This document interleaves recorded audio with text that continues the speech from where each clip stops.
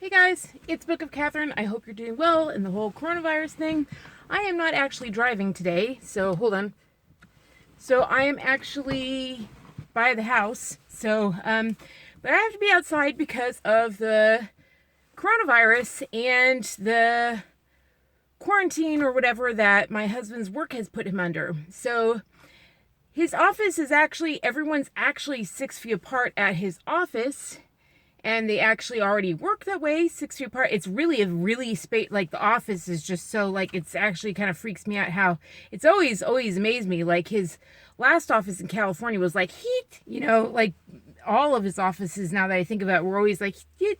But this one hasn't been on the East Coast. It's all like huge. Everyone's outspaced. And so I was like, what do you mean you're coming home? You're totally spaced apart or whatever. Why are you coming home?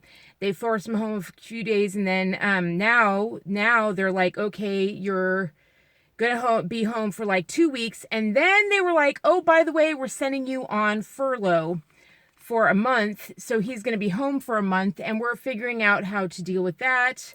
And I'm a little bit worried about Americans because, Americans after 2008, before when Trump was being elected, Americans only had $400 in their savings account on average. And I know Trump brought it back, Americans went up on average $500,000 per family. But I really saw how the big UN and royal families, the top 1%, how those royal families across the globe, I saw how they really worked it, like using Amazon and using the influencers on YouTube to make families spend that $5,000. I don't know how many families actually put that into a savings account. Mine, I'd actually have to ask my husband, but I know we were focused on my health, like getting me to walk, getting me to breathe. We put on the fire and I'm like, I can breathe in the morning. Like we've been focused on kind of keeping me alive, to be quite honest. We got really way too close to my passing away for us. We've been really focused on making sure I don't die. And I'm out of the woods now. Like I'm well out of the woods. You guys have helped tremendously in that respect. Like, not only are my muscles deconditioned, like my leg muscles are deconditioned, but they're to the point that they get sore. And same thing, like a number, it's just, so now my arms have to go through it and stuff like that. And then my abs, a lot of my abs are out of deconditioning. I think some of them are going through, like it's a lot, like I can move. My dancing really did. I don't go dancing anymore. I can actually move. It's just, see, like I can do like normal things like that. And so there's pain, but that now comes from the work I have to do on the brain. A lot of the moving comes from my motor. I now know that the concussion was from the side. I went straight through my head broke the window from here. This is my temporal lobe. And the temporal lobe, that's what I've learned today on Twitter. If you look at, I don't know what day it is, whatever, April 1st. Hey! Oh God, I can't do April Fool's jokes. So anyway, so the thing is I learned on Twitter today, tweeting you guys, I was trying to tell you what had improved with my husband being home. And one of the things is I was saying there's this big pain that's better in my head, and my head went through his side.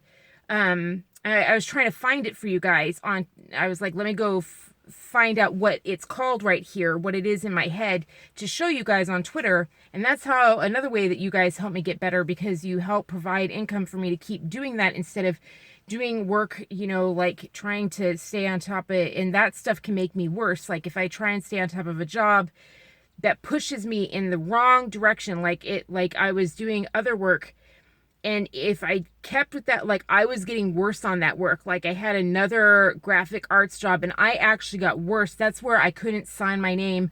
And luckily that graphics arts job, like that allowed me, if I had stayed with that graphics arts job, I would have, like that. I can see now how that really shoved me.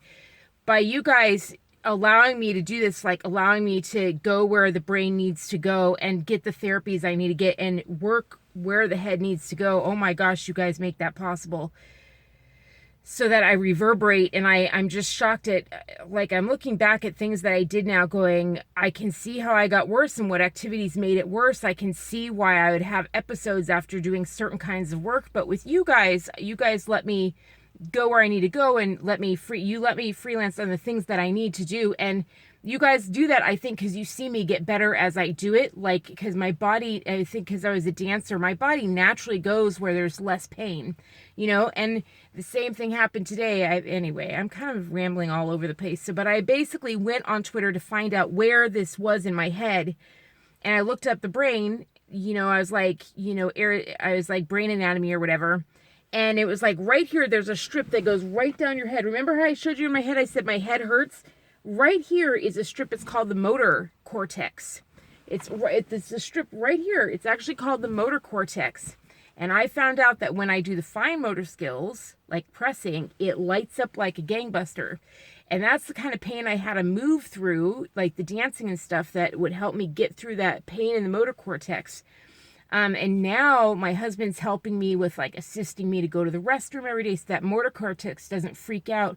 And that's allowing me to have less episodes all over and letting my body heal in other ways. So I'm starting to get feeling, it's like my body's kind of filling out like a balloon, feeling safe, feeling amongst itself. Like I'm starting to get connection with my body again. It's really, really nice because my motor cortex isn't being stabbed in the place that got injured. You know what I mean? Isn't getting stabbed all the time, but the place that got it the worst was the temporal lobe. I was like, I was typing you guys about this motor cortex that gets stabbed all the time and that Daddy's helped ease off. And when I figured it out, I was like, oh my gosh, I was suddenly aware of it when I was going to do things with Daddy throughout the day. I was like feeding the cats and I was like, oh my gosh, this is why I don't like doing treats with the cats, because I don't like pulling apart. There's pain. And I always thought it was the pain in the hands of pulling apart the treats. It's not. It's the stab in the head and then it radiates through the arms. Well, you don't think that. When it happens so instantaneously. You don't feel it like, oh, here, trickle down the arms. No, you open the bag of things and you just feel instantaneous pain. But now that I had done this thing of motor control and knowing this was the motor thing and knowing that, this was hurting all the time, I was more aware of it and I realized it actually affects my eyesight. Like they checked my eyes and my eyes were fine, but my vision would come in and out. It would get blurry at times and not blurry. And I realized I opened up that bag, I pressed and pulled, and oh my God, you can even kind of see my eyes squint when I say I open up the bag, like the memory of it. My eyes kind of, because it stabs me so hard here that the pain is so blinding that it gets fuzzy in this eye because electrical system is so zapped. And the thing is that your eyes, the only way you see your occipital lobe is back here. So it needs to send signals to and from the back of your head. Well, that goes right past through this strip that's running through your brain. And so I'm just figuring out all this stuff. So as I was writing you guys about that, I was like, this is where I was hit. And I was like, well, the somatic dysfunction's right behind, the somatic is right behind it. No wonder my body's getting all this pain. And I was like, well, actually I was also hit here. I should include where that is. So I looked up the brain sections again and I was like, okay, that's the temporal lobe. I better tell them what that does. And I looked it up. I was like, what does the temporal lobe function do? And it was like, processes all your sensory input. And I was like, what?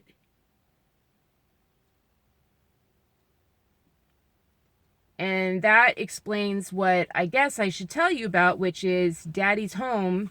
And it's something I've wanted for so long because he alleviates all the pain. And instead, he's on phone calls all the time. And it's just like loud. And the lights are on all of a sudden because he had the office built by my bed. And all of a sudden, I had no idea. He was a programmer. He's a programmer.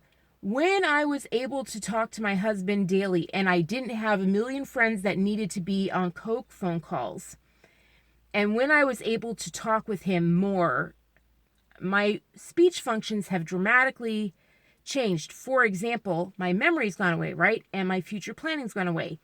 What's survived is this very frontal thing that didn't get hit, and it's at the very tip. This very forward tip of my brain has been spared. Do you know what that is? That's problem-solving skills. That's what was not hurt on my brain. I got bashed from here, straight from here, and the front of my brain was the thing that was like that and my occipital lobe. So my seeing and the front of my brain were hurt the least. So I can see fine. I knew I was like, well, my vision in my left eye is really affected. I remember that was immediately affected. I remember I was like, really, my vision in my left eye. I used to see perfectly when I go into eye checks, right? But I was like, my vision's different in my left eye versus my right. I was like, what's going on? And they're like, well, there's physically fine. And I was like, something's different. Something's different. It really scared me because I had never seen like black spots before an eye test. And I was really concerned, but they weren't concerned. And I was like, all right, whatever. And I was like, I'm telling you, the accident caused it. They were like, well, we can't say the accident caused it. I was like, look at all of my tests beforehand. Both eyes checked the same. I just came out of a massive car accident, got hit from the side, and now they're testing totally different. And they're like, well, we can't say. And I was just like, all right, fine then, or whatever. So my eyes didn't get all this stuff. So anyway, I was like, all right then. So I just got different, whatever. So, but this wasn't affected. So almost everything I talked about with my husband or with my friends, like I said, it's almost always problem solving. That's why my friends love me so much, is because we're always problem solving. We're always talking about like right now I'm researching altars for like a friend in art history or whatever. And that's what I do. So we've got friends in high places you have to be a good problem solver, or you have to love good problem solvers and managers who problem solve to be successful in an industry. You can't have a big ego that gets crushed or whatever and stuff like that. It's the same in the music industry. You have to have a really big love for talent. Like you have to have a big love for talent. I mean, watch anything. Like I'm watching a new art form right now, and they have a love of talent, and it really hurts an industry. There's another industry where it's amazing, but it's not getting off the ground. It's like a niche, but the views aren't off there. They think they're amazing, but their views aren't getting off the ground. I'm like, because they don't reward the talent. Every time you see one of their videos and then you look underneath, everyone underneath is like, this is the person who clearly won that thing. This is the person who clearly won the talent. This is the person with the talent. Everyone knows this is the person with the talent. And it's like, nope, they pick this person, and they pick this person based on their race, based on their gender, based on something that they were born with, not based on talent. And I'm like, that'll kill an industry every time. That'll kill an industry every time. It will keep it from going big.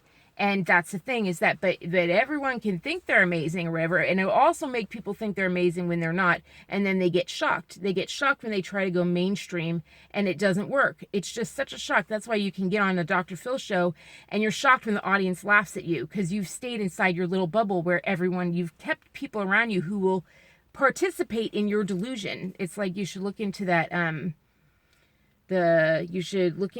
story about there is a parable about that. Look into the story of, and this is memory, so I'm having a hard time with it, not problem solving skills. The memory is, the story is the king, the emperor with no clothes on. That used to be a children's story we read all the time to children, the emperor with no clothes on. Really important story we used to read to kids. I don't know if they still do that anymore, but when I was a teacher, we used to read that story to kids all the time. The emperor who wore no clothes, or the king who wore no clothes, the emperor without clothes on. Really important. It shows that if you think you're king and if you have a lot of power, you can be totally deluded. So the crowd, if you have a huge crowd of people over which you have power, they will delude you into thinking, if you think you have clothes on, you can walk down the street naked and everyone will ooh and ah like you're wearing clothes. And then they'll take the little kid to go, you're naked. And the king will go, what are you talking about? Everyone thinks I look fabulous, and because everyone's oohing and ahhing, because if you don't ooh and ah at the king will cut your head off. And that's a big argument against having emperors and kings. They're crazy. Like the queen right now, who's queen over 54 countries, they're all getting more and more poor, more and more poverty. And not one person in the press questions her, and no one questions their power. All their meetings happen behind closed door. There's a throne room in the Kensington Palace, a throne room in Buckingham Palace. Buckingham Palace is doing a $400 million pound refurb, which is really $8 million, and no one's questioning them at all. Not one person in the entire world press questions this huge 1%er that's taxing people at $400 million for one building that's not even available. Even though it's being taxed $800 million, no one's allowed to go into it. Not one person of the public that they're taxing is allowed to go inside of it. That is concerning. That's an abuse of power. And they keep saying, oh, socialism's so great because we go after the 1%. No, they go after business owners. They go after Walmart, the people who are lower down that are business owners. They don't go after the people who own the businesses that are bigger, like BASF or the oil companies. That's even bigger. The oil companies are bigger. The energy companies are bigger. There are companies much bigger than Walmart. You know what I mean? And like the alcohol companies, AB and Bev, Anheuser-Busch has now conglomerated. It's owned out of Germany and Belgium and owned by the EU. That's the largest thing in the world, one of the top 25 companies. The plastic companies, those are the biggest companies in the world. And those are all owned by the royals and the shahs and the dictators.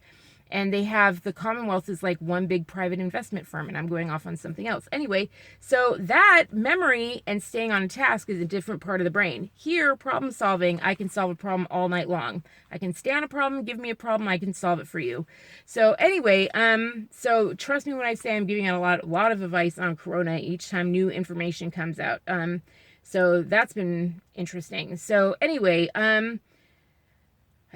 that's another reason I've been on the phone a lot, and my brain is burning from that as well. So, but the thing is that I've learned this thing. The temporal lobe processes sensory, and I'm going to have to start working on that. And obviously, having my husband home and having him at the office has been extremely painful. We didn't see that coming. So this is how we've adjusted to it.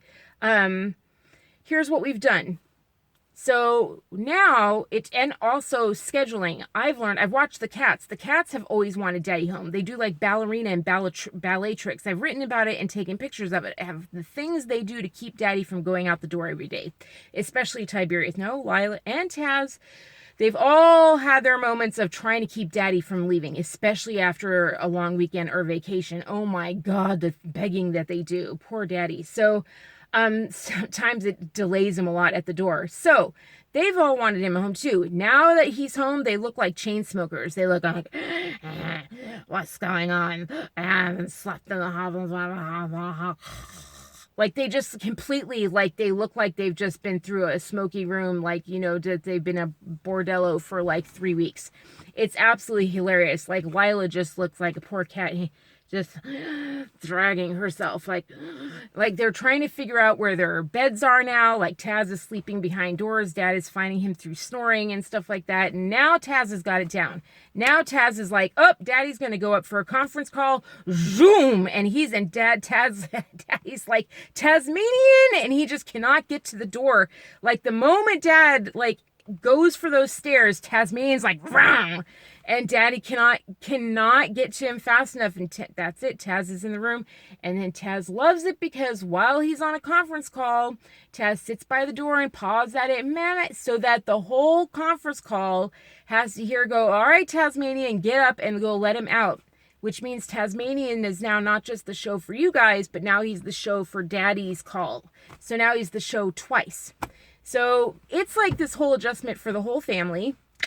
So it's just like he waits his entire, and I hear it, and I hear this door open and plop, and then boop, boop, boop, boop, boop, down the stairs, and he's so proud. Tasmanian's like, I got to be part of the show, and I'm like, honestly. So I have to explain it to daddy, and daddy's like, oh, is that what's happening? I'm like, yes, it is. And Taz is like so proud. He's got his little tail and just wraps it around like, yep, that's exactly what I'm doing. I'm like, oh, for heaven's sake. So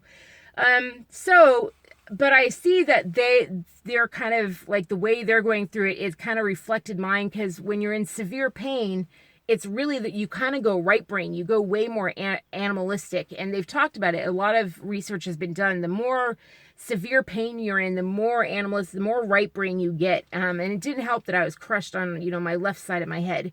So I've really, really gone right brain because it's safe. And so I'm much more in tune with the cats. Plus, I'm down on their level. I'm on the floor all the time, and I'm just with their level all the time. So I need a schedule. Cats need schedules. They're really, really big on schedules. Cats need schedules all the time. Little children need schedules all the time. Well, people in chronic pain are like little children, and I'm learning I need a schedule. And I didn't know that. I didn't realize how badly I needed a schedule until daddy was home. And then I thought it was just the sensory intake, and I learned no, it's not that, because daddy went upstairs because I thought it was the sensory intake. No, No, because then I was just like, oh, I know. I need you down here now. It's this time. And I was like, oh, it's the schedule. Because it would be at night, and I'm used to him working at at the desk at night. And I was like, no, my five senses, this temporal lobe is used to handling sensory intake at these certain times of the day. And I was like, all right, so how about we do this? How about you make an office upstairs? Make an office upstairs. Leave your home office here. Let's leave it by my bed. Let's not take it apart. Let's go ahead. He took his stuff from work. He made an office upstairs. I was like, why don't you still go up there? Same time because he had to start work at 8 a.m. anyway. He still has that didn't change, right? And that's the other thing. Everyone thinks, oh, they're home like we always wanted. And I'm like, not the way you always wanted. This wasn't your planning. You didn't pick the job that suits your needs, that suits it. This was not on your time, not on your dime, not the way you wanted it, not with the income you wanted, not anything. None of this was your choice. This was thrown on you without any planning. So don't get into that thing. I did. I was like, this is what I always wanted. And then I've had to slowly come to the realization that, like, if we had ever had an at-home job, like we did that before when we were moving from California to here, we did look at home jobs, and none of them were like phone call jobs where he'd be on the phone all day. Like, that's not what you think of when you need to be working at home. They were all like, oh, just build software things that he could do it 24/7 all times of the night. Not anything that were like 8 to 5, you need to be working 8 to 5. We that was never the kind of job we looked at for him to be doing from home. So this is not at all something that people planned at all. So what we did here is, but my body was so used to scheduling and so used to him being gone and walking out and then having quiet time and ready for my brain to deprogram from having all the input, that now he goes away and goes upstairs at 8, still says goodbye to me, still does the whole 9 yards, still goes away. And then he comes down at noon for lunch, and then he goes up at 1, and he comes back down at 5. And then what he does, what we've done differently here, is because I did need him home, that's the thing, is that we're like, yay, he's home, and I've always wanted him home, and because my need was great, and it was, we're learning how bad my need was. For example, we're learning that it was really way too much for me to get up and go to the restroom. That was really holding me back. I didn't understand that my legs had done well and they could actually move pretty well in the morning. My upper torso and my neck couldn't at all. They were taking a really long time. And the reason that we're learning is because I'm doing so much therapy with this new ablation. I've gotten so much feeling in my lower back and in my buttocks that I haven't had, and I'm doing so many, like all the exercises that my physical therapists have been trying to give me for the last 2 years that I've never been able to do, I'm suddenly able to do. But I take a long time to heal from those. And not only that, they're triggering stuff in my upper torso. So my upper torso, all the things, remember how my right rib cage was coming out, my shoulder was coming out, and my neck's coming out? All that's gotten way worse. Like, all of those are like, holy crap, and it's getting way worse because I have to press down on them to lift up my butt. So I'm putting pressure on them and dislocating, and all this stuff's happening. So they're even worse in the morning. They're way, way worse in the morning. And it gets into my throat and I can't breathe. And so really, he puts on the fire every morning now, and it allows me to breathe. Before, I wasn't sleeping through the night. Now I actually sleep through the night, because what he does now is, number one, in the morning, instead of him doing all the showering and everything like that, in the morning, he now spends 15 minutes with me, and he's able to give me my meds, which I didn't realize how much pain and agony I was in giving myself my meds. Now he gives me my meds. He actually has to scoop them into my mouth. I'm not able to. I'm just like this. Sometimes I'm realizing now, I'm aware of it, I wake up down, facing down, and like, oh, my nose just dripping, just straight down, and I can't move. I'm just in traction, and I'm just laying there.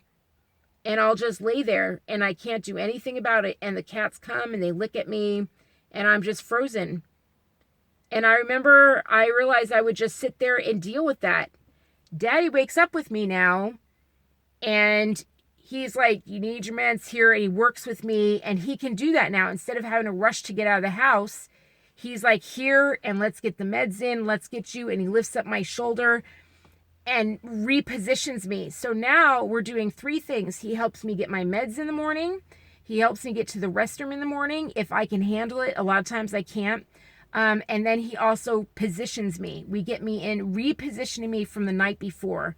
Huge, massive differences in my care. Massive differences in my care. Massive differences.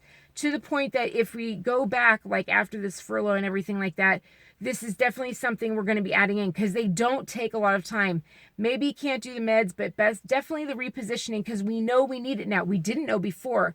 He is giving me the meds alone and him walking me to the restroom, letting me hang on to him and pulling me up.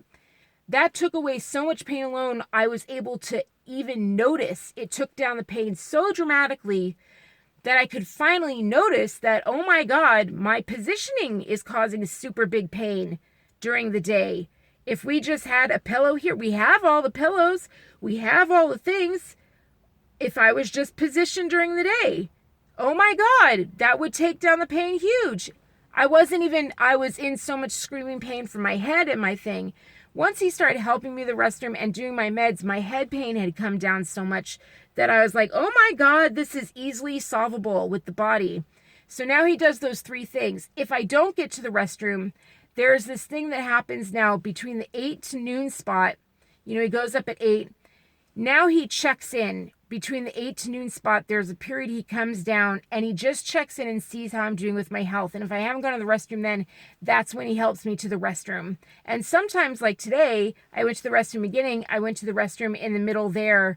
And it's just good for me to get to the restroom anytime I can. For me, honestly, I've never really gotten to, it's very painful for me to go to the restroom at all. I'm learning how bad that is.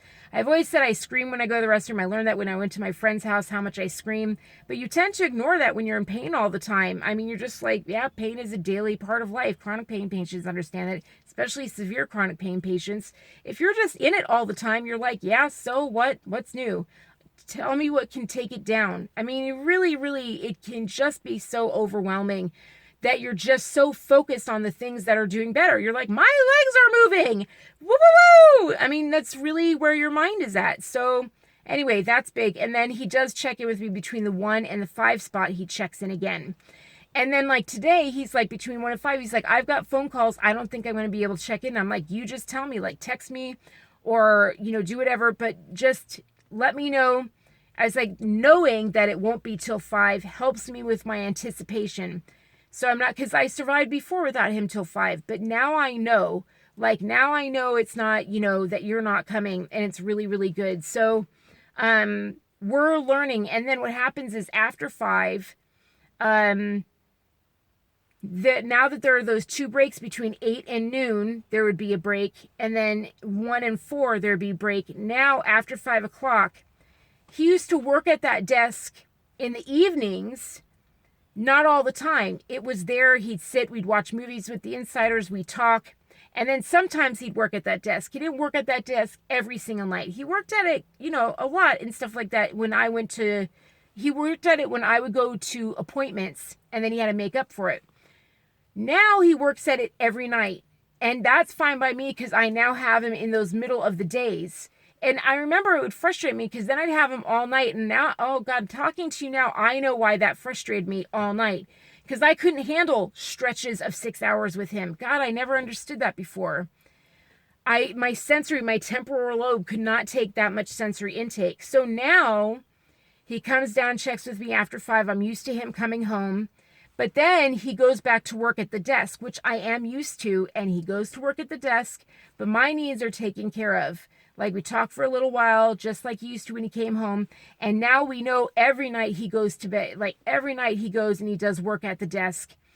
Like I'm used to him going to work at the desk. The cats are so happy because this is like totally they're used to it. They're like, this is the schedule we're used to. We love this schedule. So really the only thing that's really changed now is that when Daddy goes away, Daddy goes upstairs.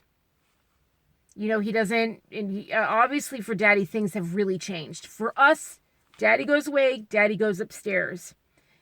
And then Daddy checks in with Mommy comes downstairs for bathroom breaks, and we see him in between those 2 hours, and we talk a little bit and stuff. But I've learned to even keep that talking to a minimum.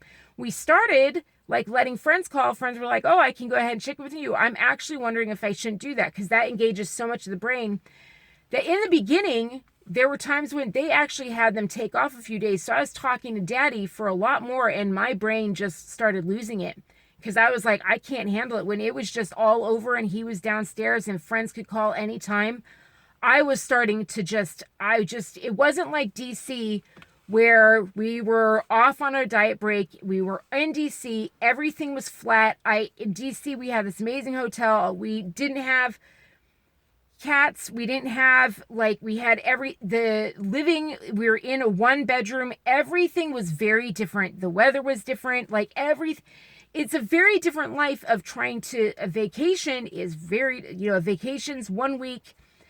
It was a very different life. Vacation was different. Plus, I had built up to that life. Plus, I had built up to staying inside, not doing crap forever. Does that make sense? This is different. This is like, oh, this is going to be going forever. This is going to be life for us for a long time. The body's like anticipating the future, and it's like, Daddy's never leaving. What are we going to do? What are we going to do? Because now the weekends feel no different than the weekdays. It's like, oh, Daddy's still here. Daddy's never left. And my brain is like, I'm never getting silence. I'm never getting a break. So when Daddy's like, I'm going to the grocery store, should I call you? I used to always be like, yeah, call me, because I never get Daddy. Now I'm like, I actually kind of think I need the quiet. Like, I need silence. I'm used to living on acreage. Acres and acres and acres of silence. Boy, has my head liked that. Boy, has my concussion really liked that. But there's the other flip side of it, of where I'm like, well, that's also feeding the disease. It's also feeding the TBI. So I'm happy. That's why I'm like, please, let's do the break.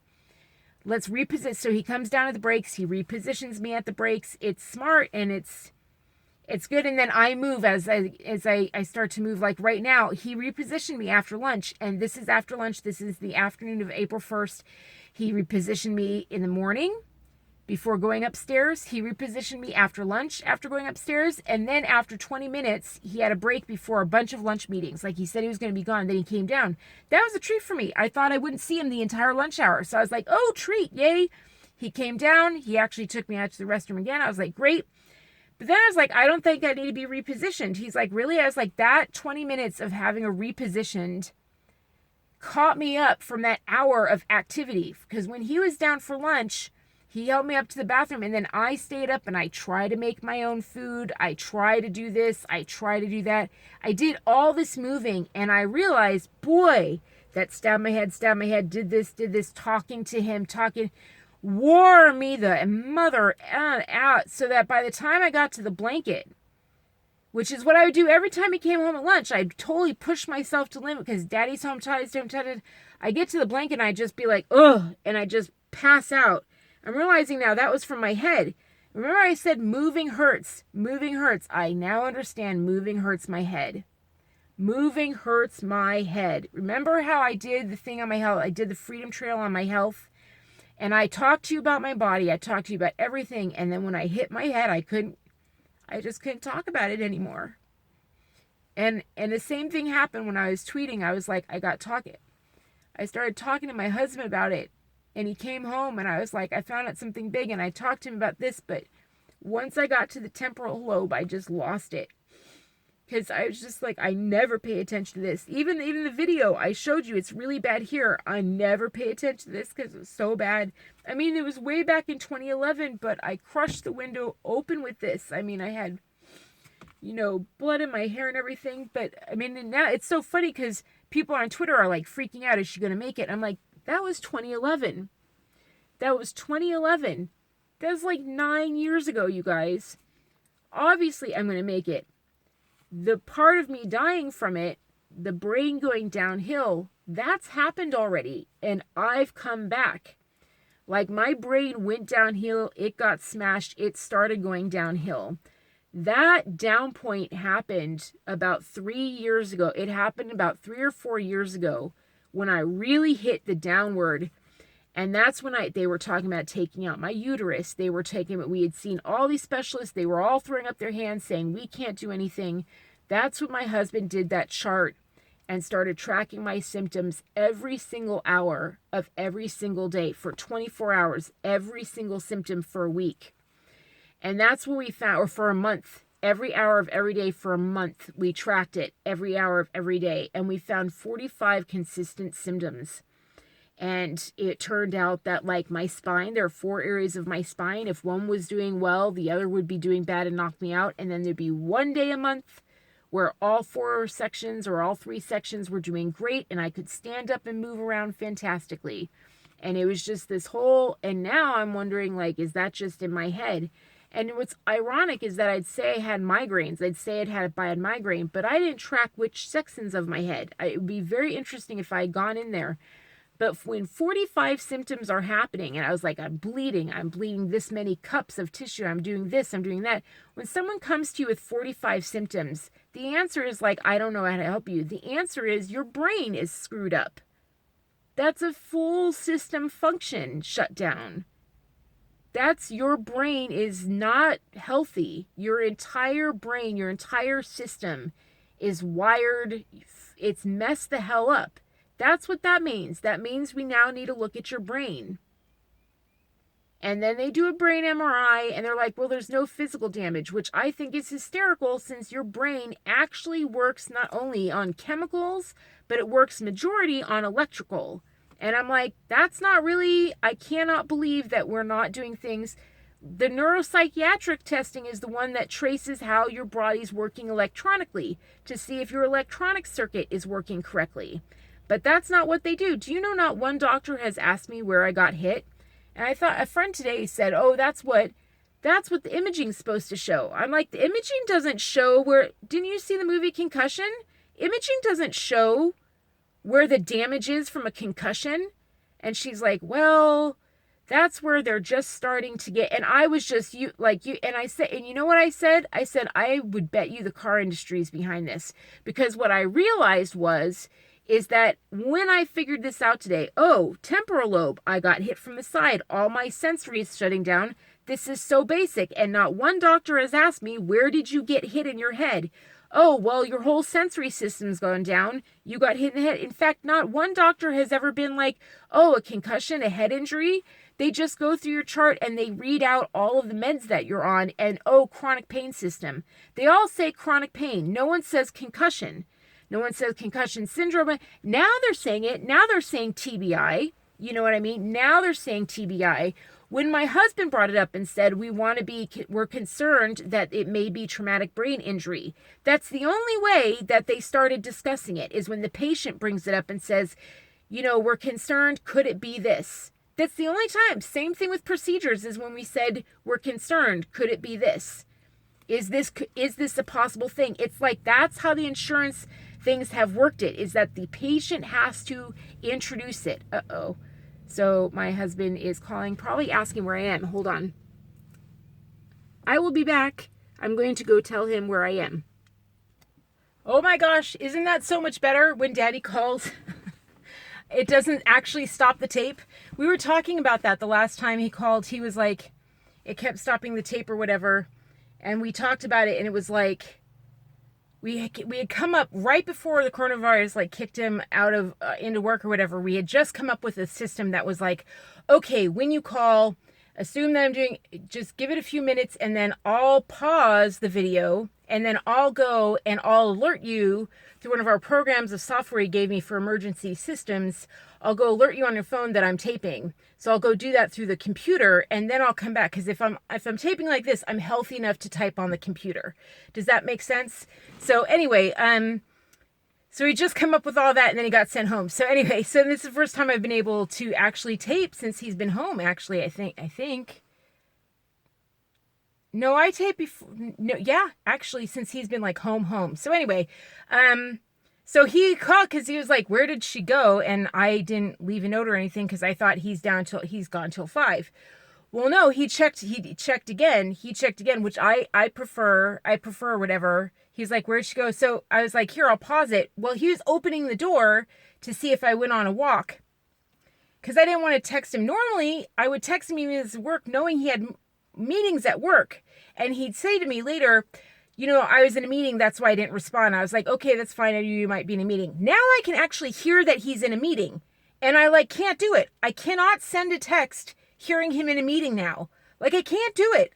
I'm going to have to talk to him about that. It is almost impossible. So I'm just sneak out the door. Just sneak. We're going to have to talk about that. So, cause I used to tell him, even if I went on a walk and he was at work, I'd be going on a walk now.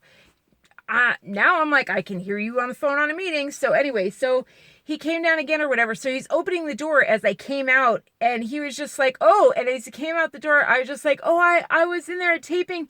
He was oh, I just had a break right before my next meeting. I wanted to, and then boom, Tiberius just shot out the door. And I'm yeah, life is so much different. He's just one more meeting and an hour left to, and I was well, do you think I'm healthy enough to get Tiberius? And we had a discussion about whether I was healthy enough to get Tiberius. And so I went and got Tiberius, and Tiberius hissed, but Daddy held the door open, so that was a lot less pain for me. But now I understand why opening the door is so painful for me, and why picking up Tiberius isn't as much pain for me, but opening the door would be, because opening the door is smaller motor control, and that hurts way more. And that's what I need to work on. My hands, and push any kind of pressing with my hands in this. Anytime I find is real, see it really, that lit up, just this, lights my head up so much. Anyway, so I'm wow, that time went by fast. I'm oh, because I'm taping. I'm oh, right, because I'm taping. And then before that I was tweeting, and I'm okay. And I was oh, things are so much better when Daddy's home. Because anytime I get to actually see him a little bit, and it's better because, see, if I thought that at 5, I'd just be seeing Daddy, and that's it. He'd be with me, giving sensory input for the rest of the night. I'd be freaking out right now. But I know that's not going to be the case. I know I'm going to see Daddy. It's going to be 5 o'clock. He's done with his work talking to everybody. But I know that then I'm going to talk to him. I'm going to catch up with my friends. And then we're going to have a break where he goes back to work and gets some programming in and stuff that he got in that he missed from those 2 breaks. I'm going to get the break that I needed from those 2 breaks, and I'm going to get just downtime, and I'm going to get to do my stuff, my digging, my research, or whatever it is that I need. I need my break where I'm not talking or listening or trying to do this, which is very, very, really tax the brain. I get my break of recovery time, where it's just kind of quiet time or whatever, but he's still next to me. So my schedule's still kept. And then at 8 o'clock, as we used to always do, 8 o'clock is dinner. We actually had that scheduled before, 8 o'clock dinner. We did this whole thing. What was not consistent is when he get home, 5:17 is when he get home. So even now when he comes home at 5 or 12, he's okay, so I'll come down at 5 and at noon, or at noon and 5. He's I'll come down at noon and 5. And I'm no. He's 5, he's okay, noon, I'll be down. I'm not noon. And he's not noon. I was no, you came home at 12:20. Well, 12:13. 12:13 is when I look at the clock. So put on your thing for 12:13 and then start to think about coming down at 12:13. Because 12:13 is when I start thinking about you coming home. And I know you're on your way home. So start being on your way home at 12:13. Because I know he's driving and almost here at 12:13. When I look, I'm okay, he's almost here. And I know that's about the time it'll take him. And boom, it worked. 12:20, he's down the stairs. And I'm there, ding, ready. And we're on making lunch. And I'm just oh my gosh. And today it worked exactly right. 1:08, he was on his way back upstairs. And that's exactly what time to go back. 1:08, he'd start to head back to work. Like a chart, boom. Same thing. 5:13 is when I'd start checking the clock. So he's starting to come down at 5. And I was he's I'll be back at 5. I'm nope, 5:13. He's right and stuff. So we do this whole little pattern thing, and I want to apologize. I want to apologize and be I hate for sending you away. And he's no, it's fine. I know it's also, but he's also kind of when he was sitting downstairs, when we first started it all, understand that then he was sitting there with me trying to do all of this work from 8 to 5 when I'm laying there at his feet. Do you see how I talk? Here's Daddy, who I love, who I used to own a business with, who I never get to see. Do you think I have no impulse control on this? I keep going. I never stay on a single subject. I'm flitty. I have no control. I'm brain injured. I remember I came out of my eye appointment and I was just totally, because my eyes are my eyesight's like it's bad. I was so upset at my eye appointment. Like, I mean, no physical damage. Like, that's the thing, is that they beautiful eyes, but it's neurological. They're like, we might have to send you to a neuropsych. But I can tell now that I see what's going on, I'm like, oh. And I was just so upset. And I remember my friend on the phone was like, no, you're just brain damaged. I was like, oh my gosh, my eyes are, and they're like, no, your eyes are you've got brain damage. Like, that's your brain damaged. And I was like, oh, like, this is normal. She's like, your head went through a window. And that turns out I was right. Now it actually puts that together. I just talked to you about that. That means I was right about the left eye. It was brain damage. Oh, so I really was. And it makes sense. You know, I got hit, and that would hit. It would just, yeah. And so, and the thing is, but that also gives me hope, because I know that it means it'll get better. The brain heals. The brain heals. You just need to know what it is. And I've already started doing image work. Like, I've already started doing image work. You know how I was telling people this on Twitter. You know how I know I'm skipping around. I'm sorry. You're used to that by now. Those of you who have been on my channel. Gosh, I hope this isn't the first video you've ever watched for my channel. So for those of you, and now I forgot what I was talking about already. Peeing in waterfalls. Right. So, you know how you go on a trip, a road trip, maybe you guys had it, maybe your fraternity, your sorority, whatever. Or, there are bullies in school, and you have to pee, and the class hasn't let out yet, or whatever, and the kid turns around you in class and goes, waterfall, waterfall, waterfall, water faucet going down, waterfall. When you have to pee, and you're like, and it makes it harder for you to hold it. Have you ever thought about why that is? Why you're sitting there, you have bodily function, your body says, hey, I gotta go pee, and then somebody just says some word to you, and your body's like, you gotta go pee more. And somebody said a word to you about waterfalls, something out in a woods somewhere, and your body's like, you gotta pee more. Have you ever wondered why that is? Why is your brain sending your body parts down there more signals, urgent signals, when someone's giving you imagery of a waterfall? Have you ever wondered why that is? Like, why rushing water imagery is going to affect neurological signals to your body functions? Has anyone considered, like, why Hollywood imagery of bats, or imagery of owls or birds or clowns makes people jump at a certain time? Why imagery makes you have a physical reaction? I mean, that's the whole point of movies and stuff, is that imagery gives you a stimulus in your nervous system. It lights up your electrical nerves. It sends brain waves. And that's the whole thing, is that when I said that I take a lot of care about what I put into my head, I'm really realizing, like, what I choose to watch either makes my brain feel more pain or lets my brain feel less pain. I'm like, is this increasing my migraine, or is this decreasing my migraine? That's the other thing, is like, Daddy is way more on top of my meds now that he's home. Like, I'm like, when did I take my meds? I really don't remember. And he's like, nope, you took it this time. His memory's good. So my medicine is so much more accurate. Like, I would say it's, oh my God, it has been improved by, I would say 90%. Every time 90% of the time I ask a question about when I took something, he knows. He knows. That has been the genius of having Daddy around. Like, it's just, I mean, it's improved my healthcare so much. And even though we've put these schedule things in where he still goes away and comes back. So, but my point, what I was saying before, is having him right next to me. I talk to him all the time. I interrupted his work all the time. I'd be in pain all the time. It was impossible for me. I was in pain all the time. It's impossible not to want to talk to your husband when you are in severe pain. I had to have him gone. Otherwise, I felt like he was neglecting me. It is impossible for a chronic pain patient to have their caregiver in the same room with them, ignoring them doing work. You may know that it's earning you a wage. You may know that it's paying for your health care. You may know that it's reasonable. But when you are in that spot in time for hours, watching their head turned away from you, talking to other people, clicking away.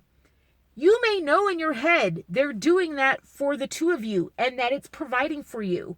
But your entire body, which is in major red alert, is not going to automatically go into Twitter and disassociate. It's going to automatically go, Daddy, I'm dying here. And so my body, if Daddy removes himself from the room and goes away at 8 o'clock, my body goes, oh shit, excuse my link. Sorry, YouTube. Bleep. So why is YouTube like the purveyor of that Silicon Valley? I can't believe that. It's not under any FTC laws. It's under 230 protection. You know what I mean? Like 230 protection means they don't have to obey any of the FTC laws, so that Busch Beer is out there telling everyone that they can go ahead and pour a drink into their coffee mugs. You know, they're like, go ahead on all your Zoom. I mean, the things that the coffee and cigarette and all the other things are. So I think it would be very interesting to ask ourselves why they're saying anything about the language that we can use on here. Why they're clamping down on free speech, but they are giving free rein to the top 25 companies. That's an interesting question. Why they're compromising the health and safety. Alcohol is now the number one killer in all age groups. And yet those are giving free rein on advertising. I don't think we should have our speech clamped down on at all if they're not clamping down on the speech of the people killing us the most. What do you think? Hold on. Free speech doesn't hurt anyone except for the people in power. They always say, oh, you're hurting other people's feelings. No, you only hurt the people in power. Free speech has only ever hurt the tyranny, the people with tyranny. That's the only people it ever hurts, is the people who have tyranny, the bullies. That's whose free speech hurts. It doesn't hurt the little people. They say it does, but it's not. It always hurts the bullies. That's why the more they clamp down on free speech, the more bullies there are. Have you noticed? So anyway, I've rambled on about a lot of different things. So anyway, so I got to have a fun afternoon, like running after Tiberius. And Lila ran out the door at lunch on Daddy. And Taz ran in the door on Daddy up in the morning. So now you guys are getting pictures on Twitter of Taz by Dad. You guys are noticing that Daddy doesn't take the same photos that I do. Another interesting side effect of the whole coronavirus thing is you guys are finding out which Twitter channels and Twitter profiles are actually computer programs, because they aren't changing their content. Like, their content hasn't changed at all. They haven't taken breaks. They haven't had interruptions. They haven't suddenly been like, here's my life at my house. Here's what's happened here. Here's what's happened here. My life's been interrupted this way. It's been interrupted. They're still saying the same thing. They're still like, Democrats suck. Or they're still like, Islam sucks. Or they're still like, this sucks, this sucks, this sucks. They're not like, oh, my toilet paper ran out. Oh, this ran out. They're like, literally, they're just like a broken record. They're saying what they've been paid to say. It's just the same thing over and over and over. Which brings me to what I came out here to say, which I need to say. And since we're at 52 minutes, I'll pause it or stop it, and I'll go ahead and say it. So it's about nuclear. It made me so mad. I was like, I need something to make me mad enough to go outside and move, because that's the only time that it overrides all the pain in my head. Hi, hello, doo-doo. So there's some cute animals out here that I like to, yeah, they're such cute animals. I have cute little hello. I want to go. Alrighty, so wildlife is having fun. I enjoy the wildlife in California too. California actually has a lot of wildlife, very different wildlife than out here on the East Coast, and I really enjoyed both. So anyway, it's fun. It's still fun. I saw some amazing pictures from California. The sky is so. When I was watching Super Nanny, I'm watching a lot of Super Nanny, and I'm just like, oh, it's really. You know what I love about Super Nanny in America? Is that she really is going to homes. She's not going to sets. These are real homes in America. And you know why I know why? Because I've been to 47 states. Those are really homes in America. Those are really homes in America. So you really get to see America in the landscape. You get to see how beautiful America is. It's beautiful everywhere. America the beautiful for a reason. Not every nation's that way. Every piece of America is gorgeous. The weather's amazing everywhere. If it's winter, it's beautiful. If it's summer, it's beautiful. No matter where you go, it's gorgeous. We live very well. No other nation is as wealthy as we are. I feel like we very much take it for granted. It's very hard to watch first world nation, the wealthiest nation on earth, and our mothers are force feeding their babies. I don't think you should have a child unless you, people were like, oh, you can't plan things. Oh, you shouldn't. My husband and I didn't. My husband and I waited. We actually got counseling for our abuse. We waited until we could afford it. Until we had the money to be able to afford kids. Then we went into therapy to be ready to have kids. And then wouldn't you know it, right when we were all ready and we started planning and we were starting to get pregnant and everything like that, we were all in the process of having kids. And then I had my last accident and it derailed it all. What honestly, like if I had, knowing about my injuries now, had I had kids, the things we would have had to put those kids through. And everyone says to me, like, I think about what people used to say to me in my older friend sets, you know, not the friend sets I have now, they say all sorts of things now. It's kind of funny, the things that they say. But we're all so independent, but I'm just kind of like, but they're so different from my friends before. I guess that's the big difference, is my friends now don't try to make me do what they did. All of my friends now don't, well, a few of them, and I get really pissed or whatever, but a few of them try to make others live the way they do. But a lot of us are kind of like involved in our worlds, if that makes sense, and we're interested in what we are doing. We're not interested in making others do. We don't get offended. Okay, so for example, if I make a decision, one of my friends doesn't turn around and go, oh my God, like, does that mean I have to be making that decision? Like well, when I make a decision, I don't turn to them and go, you better make that decision or else I'm going to feel like I made the wrong decision at all. Like, it's not like that. I don't, like, if one of my friends let's say they make a business decision or whatever, something like that, it's not like all the other people in that music industry, like, sit there. It's competitive, but it's not like anyone has to, it's not a judgment. There was so much in my former lives, in each varying level, there were so many different things of, you have to make the same life choices I did, because if you didn't, it means I made the wrong life choices. So because like my husband and I waited on having kids and they accidentally got pregnant, or their girlfriend tricked them into getting pregnant, or their girlfriend just started planning a wedding. I had a friend had that happen. A girlfriend started planning their wedding. He never proposed, and he just went along with it. She just planned the whole wedding, did the whole thing, and we were like, well, you better, if you're going to go through with it, you should at least propose to her and have some kind of, like, at least do something. So he like proposed to her the night before. Now, looking back, I wouldn't have done it. I wouldn't have ever recommended that. I would have been like, don't.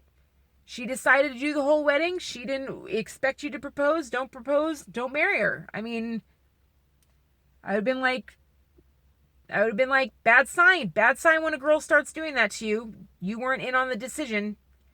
Not a good sign. But that shows a sign of the friends that I used to make friends with. Like, don't, you know what I mean? Like, have very different friend sets now. So, varying variety of things, but one of the biggest things is that our boundaries are a lot better. But when we were like, no, on having kids, boy, that guy that kept getting tricked by his wife, that guy really, really had a problem that we were planning, because he kept getting tricked by his wife. He was just like, no. And I could tell it wasn't about us. It was about the guy. Because he was like, you can never be prepared, just have the kids.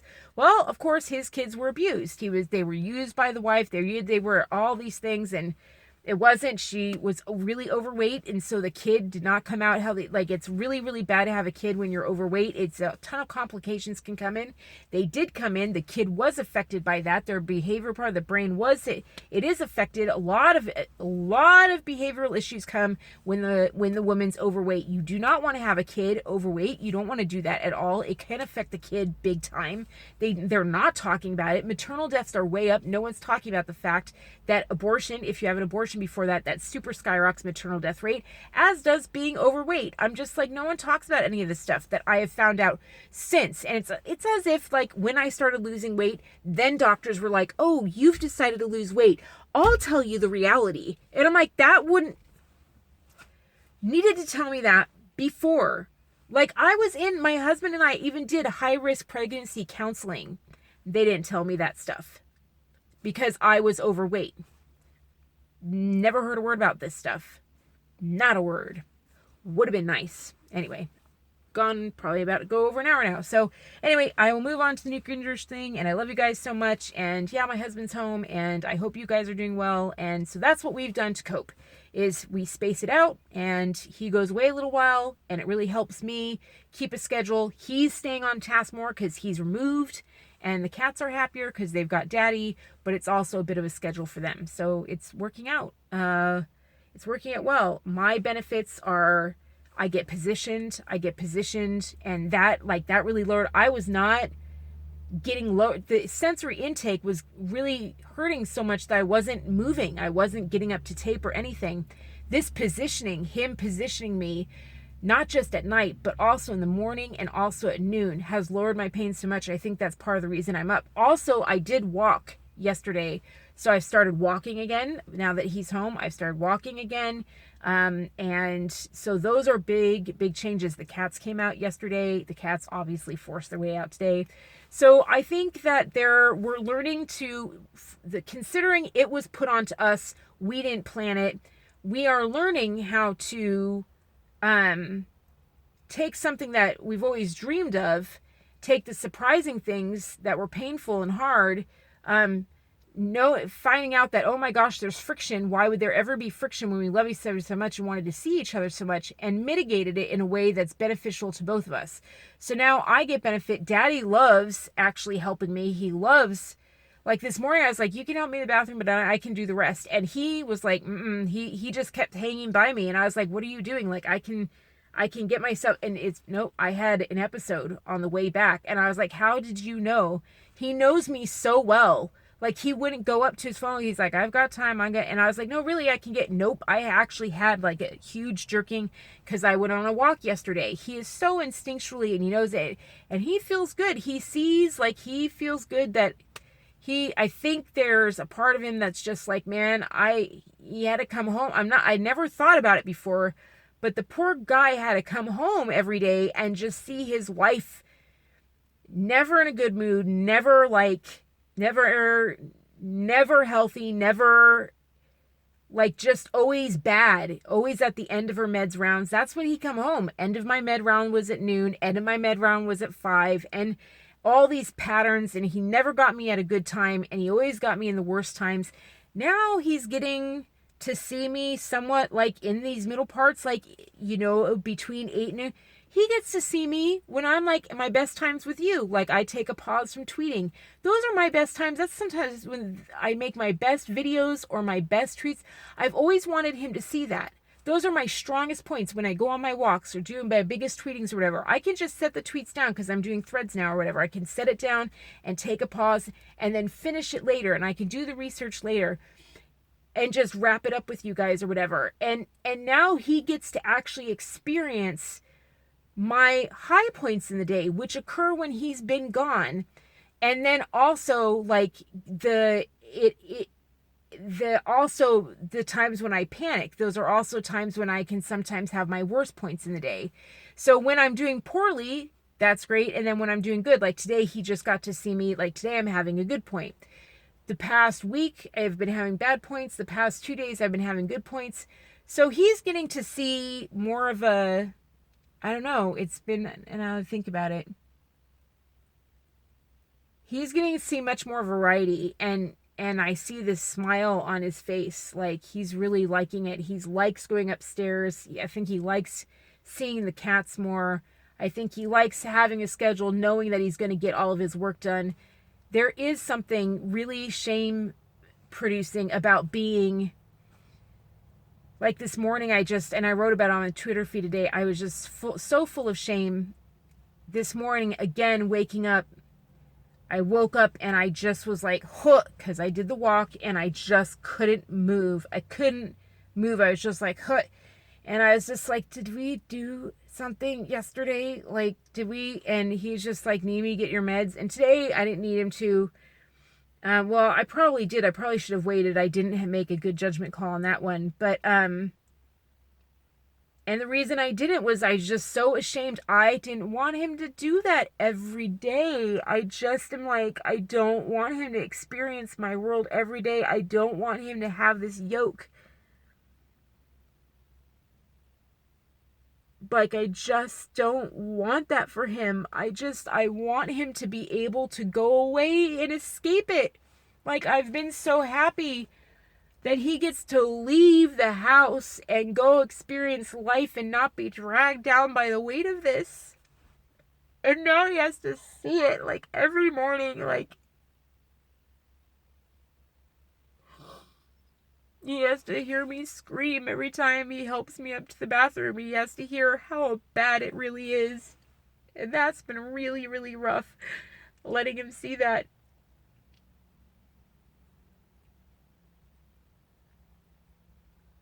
Like, admitting it to him and letting him see that, and just I'm having a really hard time exposing him to that every day. Like,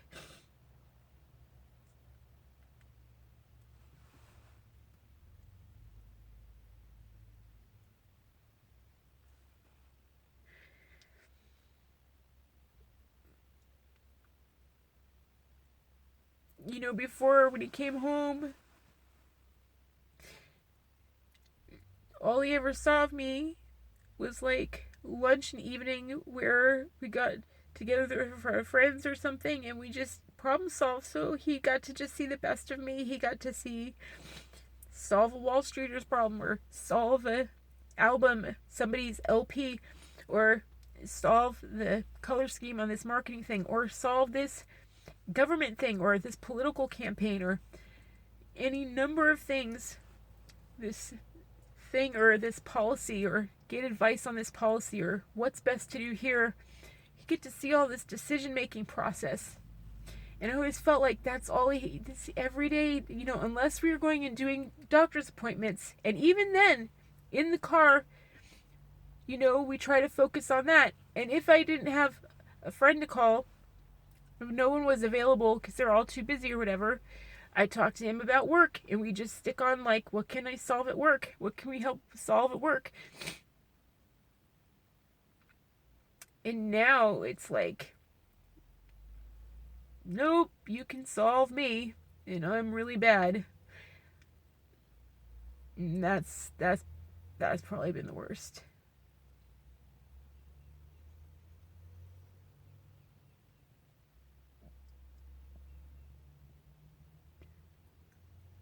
In DC, like, every day we got dressed up, and went somewhere. Our friends got us all these reservations and got all prettied and dolled up. And this is the ugly day to day. I think this is in sickness and in health, like, for reals. Like, this is now in sickness and in health. This is really it. And every day he does a fire. Every day a fire. Every day repositions me. Every day meds. Every day help me get to the restroom. That's like serious healthcare worker right there. I don't know how I got so lucky. Guess I think I had a choice in it, but I guess when you love somebody, you don't want that for them. God, I don't want this for him. Anyway, but as he points out, I'm getting better. He's like, look at how much better you're getting. He sees my progress. He reminds me that I'm getting better. So I just feel like I'm lowering him. I listen to him on the phone now, and I'm just like, I hear him on the phone, and I'm like, wow, I never got exposed to his work before. Like, not this one. In California, all of his works, I used to go out to all the dinners, and nothing here. Never. And he's just so good at it, and so magnificent. He's such a king. Such a king. He's so good at it. They're so lucky. Everyone's so lucky. He's so good at it, and he's so happy, and da-da-da. I'm so happy for him, and I don't want this for him. But he's like, you're the reason I come home every day.